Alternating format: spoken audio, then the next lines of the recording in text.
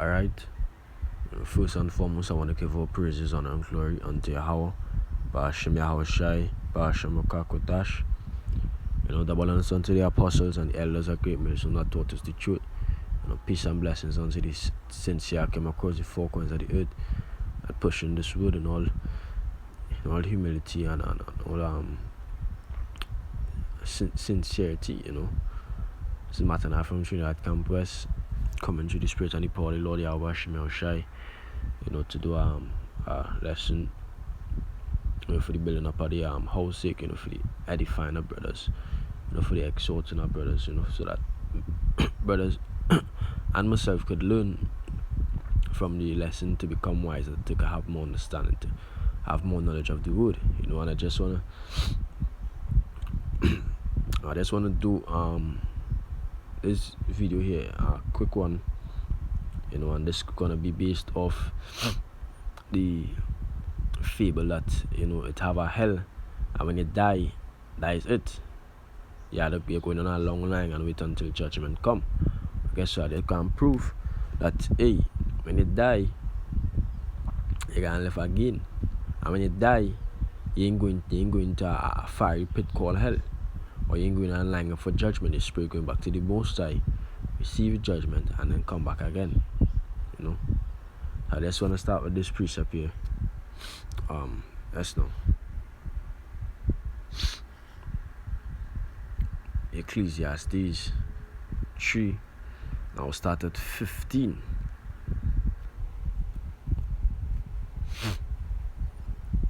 It says, that which had been is now, and that which is to be hath already been, and God required that which is past, and that which had been is now.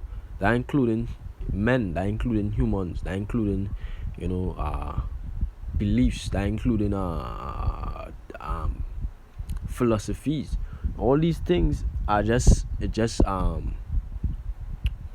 just change up a few details. They probably change up a few names, to these gods. But it goes back to what? Old gods.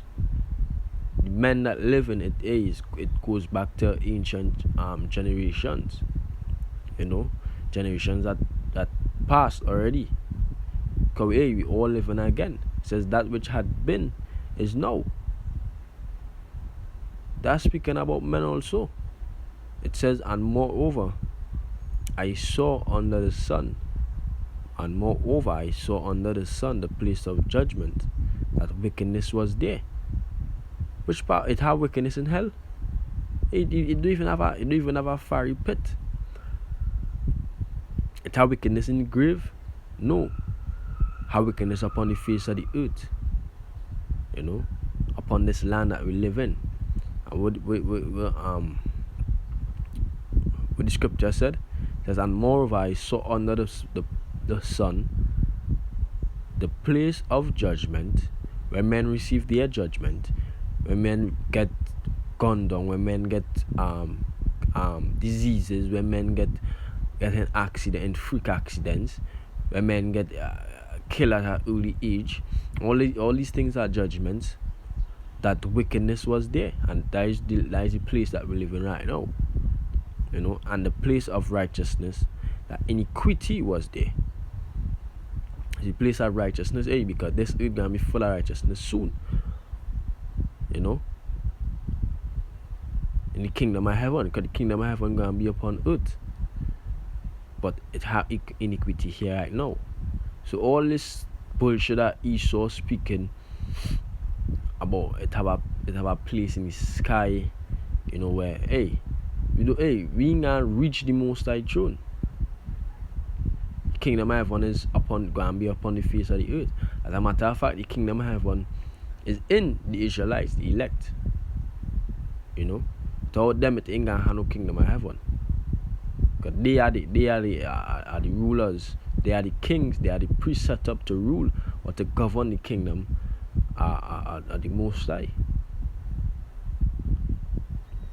It says, I said in my heart, God shall judge the righteous and the wicked, for there is a time For there is a time there for every purpose and for every work. So guess what? Upon the face of this earth, men receive their judgment. Or men pay for what they did. Men get judged. And it don't just be judgment for what you're doing currently, it be judgment for your past life or your past lives. It says, continue reading. It says, I said in my heart concerning the estate of men that God might manifest them, and that they might see that they themselves are beasts. That is how these nations live like beasts. Because they live in what? With all the laws. Without knowing how to be upright. And when you're not upright, how it is? You're living like a beast. You're on all fours. And that's how these nations live in. Especially Esau. It says, for that which befalleth the sons of men, befalleth beasts, even one thing befalleth them, as the one died, so died the other. Yea, they have all one breath, so that a man have no preeminence above a beast for all his vanity. It says, all go unto one place, all are of the dust, and all turn to the dust again. All go unto one place. All men also go on to one place, which is back to the spiritual realm, which is back to the Most High. I have proof. There is Job. This is Job 3, and I'll start at verse 11. Job 3. Start at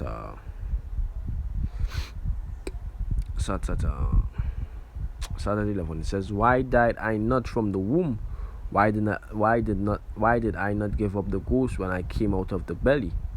Why did the knees prevent me, or why the breast that I should suck? For now should I have lain still and been quiet, I should have slept. Then had I been at rest. He ain't going out lying and wait for fucking judgment. Or he ain't going out a fiery pit. Kind of fiery pit, you ain't gonna have no rest. And that fable that they say, worms eating out your belly and it growing back and it coming back again and again tormented. And you will have no rest. Here he's saying, for now should I have lain still and been quiet, I should have slept. Then had I been at rest. I was asleep. When he's sleeping, what he does do? He just wake up again. So that means he would have live again. His body just at rest. His spirit just at rest. It says, with kings and counselors of the earth, which built desolate places for themselves, or with the princes that had gold, who filled their houses with silver, or as an untimely birth I had not been, as infants which never saw light. There, hear that? There the wicked cease from troubling, and there the weary be at rest. So if you want to say,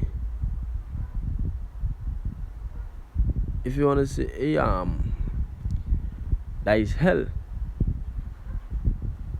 and you don't understand, say there the weary be at rest.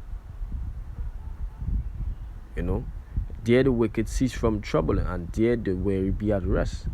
There the prisoners rest together. They hear not the voice of their oppressor. The small and the great are there, and the servant is free from his master. Wherefore is light given to him that is in misery, and life unto the bitter in soul. So everybody going onto that one place, which is back to the Father, which is back to the Father's Spirit, which is back to Yahawah, bahasham, Yahawashi. So all men go onto that place. Princes, kings, counselors, the wicked, the weary, the prisoners, the oppressor, the small, the great, the servant, and the master go into that place. So you're trying to say everybody going to hell? No. Everybody going to back to the Most High to receive their judgment. That's what happening. You're going to the Most High to receive a judgment, and then you're going to come back. Then you're going to live again. The 2 Ezra 14 verse 13, it says, "And now are ye here, and your brethren among you. Therefore, if so be that ye will subdue your own understanding, and reform your hearts, ye shall be kept alive, and after death ye shall obtain mercy." I mean, why would they need mercy after death if you live a wicked life and your fate is to go to hell?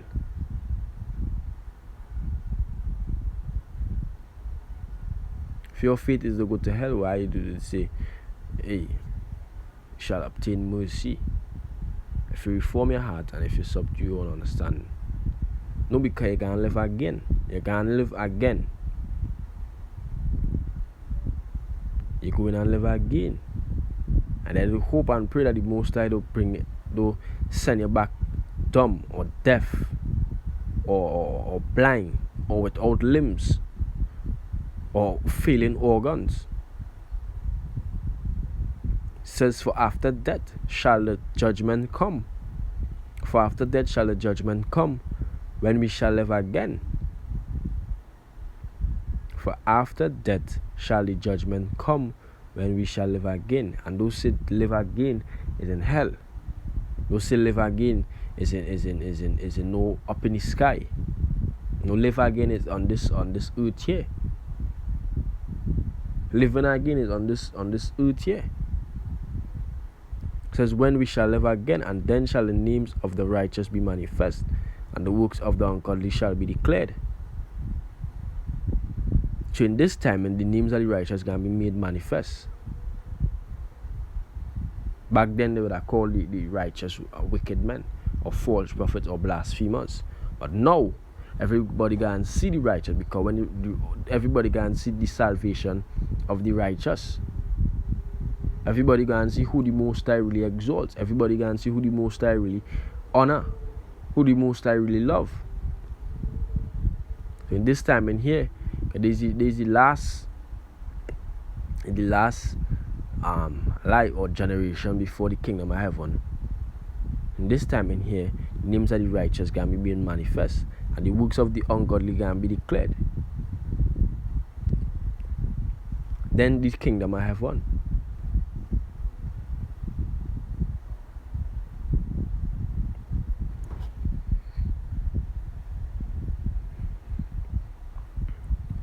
It's 2 Ezra 16 verse 17.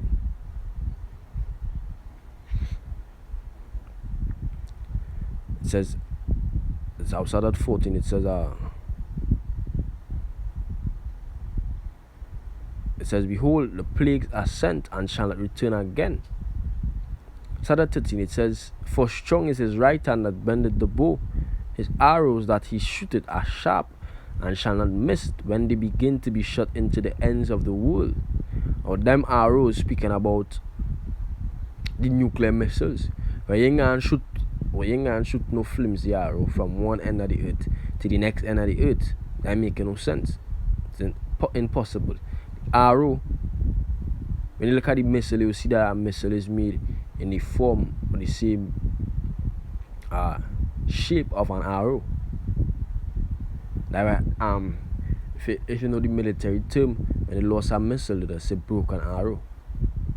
So guess what? These arrows are speaking about these missiles that they're creating right now. It says, "Behold, the plagues are sent and shall not return again until they come upon the earth." And the plagues are the Most High. That the judgment of the Most High upon this kingdom. All these different plagues, the chariot, the missiles, the pestilence, the race wars, all these things are plagues. It says, "The fire is kindled and shall not be put out till it consume the foundation of the earth." It says, like as an arrow which is shot of a mighty archer, return it not backward, Even so, the plagues that shall be sent upon the earth shall not return again. Now, that all these things speaking about in this time in. But this is what Ezra said. Woe is me, who will deliver me in those days? Now you would think Ezra is a madman if you don't have any understanding of the scriptures. Who will deliver him in those days? You would think that this whole that make this center verse make this whole chapter, or show that this whole chapter was speaking about back then. But which arrows he heard was shot from one end of the earth to the next end in Ezra time. Man. You know it's speaking about now. And this, who will deliver me in those days, speaking about in this time and also. Because he is living again. That is the only logical answer you could come to with that question. Why did he say, woe is me, who will deliver me in those days? Because he will be living in those days which I know. So what I prove? He went and waited in a line for judgment, or he went down to a fiery pit. But his spirit went back up to the Most High and came back down in our body. He living again. You know, he in the flesh again, which is the meaning of reincarnation. Re means again, and incarnate means the flesh. In the flesh again, or incarnation. Incarnate means in the flesh, or the flesh. So in the flesh again. But while they die, in the flesh, in the spiritual realm. When they come back, you reincarnate. You're in the flesh again. You're living again. So Ezra say, woe is me, who will deliver me in those days? That is in the time now. And he see, that's just to show you, the time that we're going into is some perilous time. Because he see the visions. And for angels to come and speak to him, and then he saying, woe is me, who will deliver me in those days? That means it had to be some real perilous times. Times that you need a great amount of faith. You see? At this next precept here, just to show you people.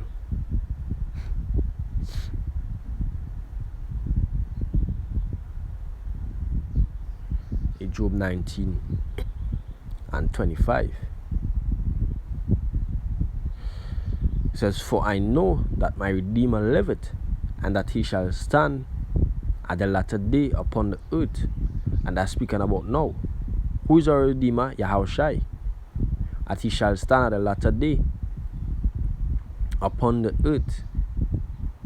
And though after my skin worms destroy this body, though he die and his body return to the dust, and worms destroy his flesh, it says, yet in my flesh shall I see God. Yet in my flesh shall I see God. He can't see him in the spirit, he can't see him in the flesh. Yet in my flesh shall I see God, whom I shall see for myself, and mine eye shall behold, mine eye shall see, or my eye shall look at, and not another, though my reins be consumed within me. So Job basically saying he gonna be living in that time, man. And we don't know who Job is. Job could be any one of the brothers.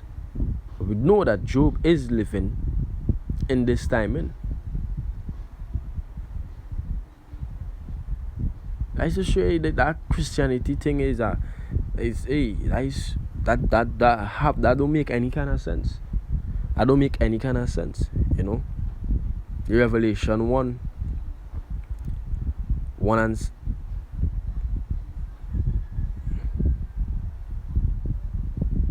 Revelation 1 verse 7. It says, behold, he cometh. Who that he speaking about? Yahawashi. It says, behold, he cometh with clouds, and these clouds are chariots. These clouds are chariots. These clouds are speaking about chariots, which is the vehicle of the angels. You know, it says, and every eye shall see him, You can see thousands of chariots, thousands of angels coming. So you will see. It says, and they, how you could say that reincarnation is madness. Look at right here. Look at in these verses here. It says, and they also which pierced him. Who pierced him? That was when he was crucified. The soldiers that pierced him, the Roman soldiers that pierced him. Now guess what you would say? These men wicked, these men deserve to go to hell for what they did. And that is a punishment. If hell existed, that is a work or an act that if hell really existed, they would actually go to hell. But hell don't exist. But you Christians, these men would be in hell. Not so. But guess what? It says, and they also which pierced him. And every eye shall see him, and they also which pierced him. So that means they can't see him. So that means they had to be living. They had to be living in that timing. Which is this time in here now. Which is this period of time that we're in here right now. And I say period of time, I'm speaking about the century, speaking about these few upcoming years. And all kindreds of the earth shall wail because of him, even so a man. So even these Roman soldiers who the world would see as wicked, which they were wicked, according to the Christians, they should be in hell. But according to the scriptures, they would be living. So what I prove? Who right? The Christians right or the scriptures right? The scriptures right. So if they speak not according to this word, it is because they have no light in them. And that's how we prove that Christianity is fuckery. Revelation 10. The last precept here. Revelation 10.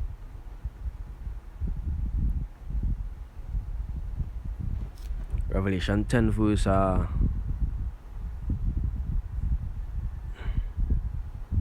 I'll jump straight to the point. 10, it says, and I took the little book out of the angel's hand and ate it up, and it was in my mouth sweet as honey, and as soon as I had eaten it, my belly was bitter.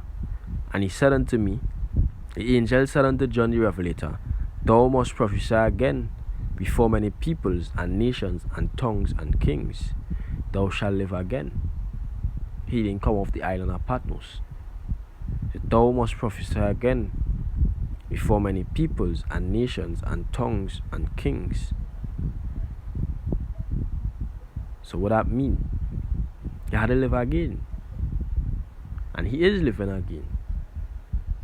So with that, I hope this lesson was edifying. I hope this lesson was was a good lesson. I want to give all praises unto Yahawah, bahasham, Yahawashi, bahasham, qadash, for opening our eyes unto the truth.